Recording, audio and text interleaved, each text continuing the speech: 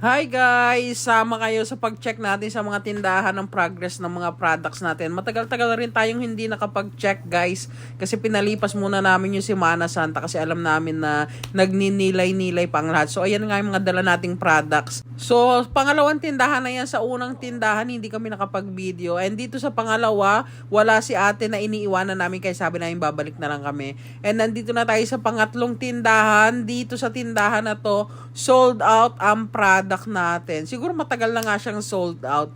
Pero matagal kasi kami nakabalik kaya ngayon lang namin siya nakamusta. Matagal na palang ubos yung iniwanan namin dishwashing sa kanya.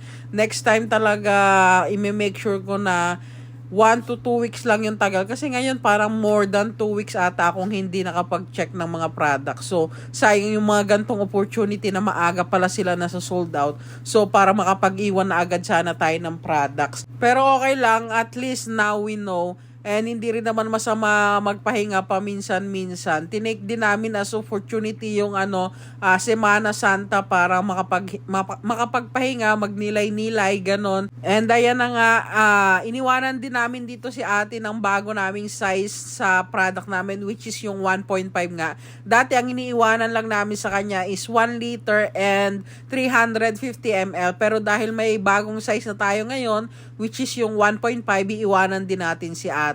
And game na game naman si ate. Isa to dun sa tindahan na maraming nabebenta na dishwashing liquid. Kasi dinidisplay nila. As you can see guys, dyan niya pinapalagay lagi sa unahan yan. And nandito na nga tayo sa pang-apat na tindahan. Dito naman, dalawang malaki, dalawang maliit yung nabenta.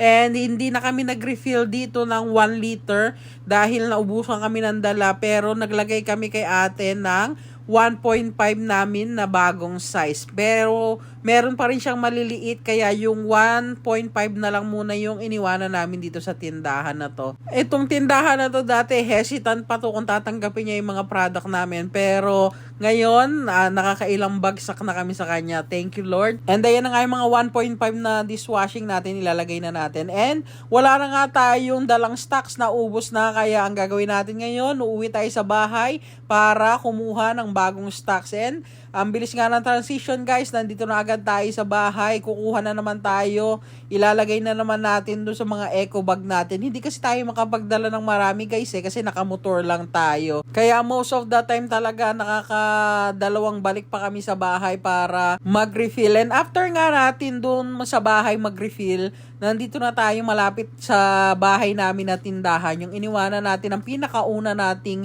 gawa na 1.5. So, nag-iwan tayo sa kanya ng 10 piraso and may nabenta na siyang 3 piraso agad. So, 'di ba? God is good talaga sa mga naiiwanan nating mga product natin sa tindahan. Kahit papano gumagalaw naman sila and may mga nabebenta naman sila. After dun sa tindahan na yon, nandito naman tayo sa pang-anim na tindahan.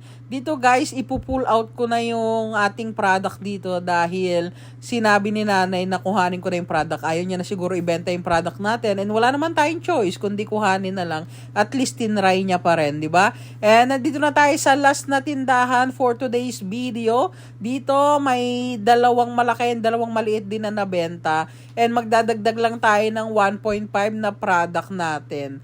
Malapit lang to sa bahay namin. Inuna kasi namin this time yung mga malalayo para if ever na magre-refill kami, which is nag-refill nga kami, malapit na lang yung pupuntahan namin. After natin do sa last na tindahan, umuwi na rin tayo agad. And ayan ang update sa ating stocks. Paubos na yung ating 1.5 and marami talaga tayong ginawang galon this time kasi nakaraan na sold out tayo, naubusan tayo. Marami pa tayong papaubos na stocks. Yan na lang muna for today guys. Thank you for watching.